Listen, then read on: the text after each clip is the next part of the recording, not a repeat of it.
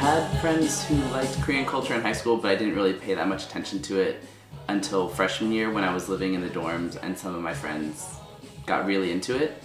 And so I guess it just kind of rubbed off and I became interested in Korean culture through them. It probably really got me more involved or more immersed in Korean culture was me and some of the guys on the floor.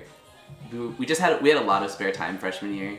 So we went through and we learned the dance for Sorry Sorry. And so we had just random dance practice. Oh, that's so embarrassing to say now. But at the time it was a lot of fun. It was one of the first times I guess since the NSYNC or Backstreet Boys days that I'd seen a bunch of guys just dancing in sync and singing. But yeah, it was admittedly a little weird when I first watched it. But it was just the more that I watched it, the more catchy it became. When I came into university, I was studying architectural engineering, but by sophomore year, at the same time I was still getting involved with all this Korean stuff, I was kind of questioning my major.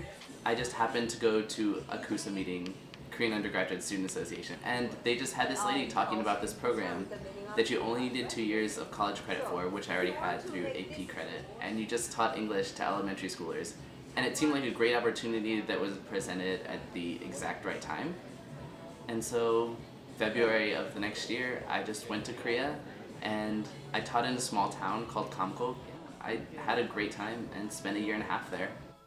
For a lot of the people that I meet in America, karaoke is it's a fun pastime.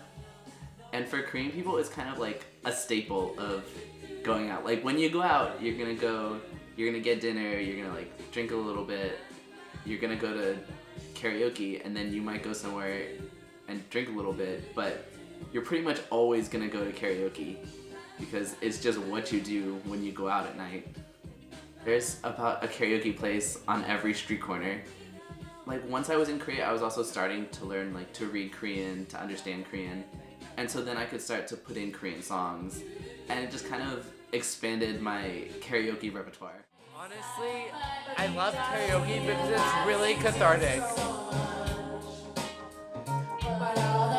If I'm ever feeling any emotion, then there's always a song that I can sing that will help me deal with it.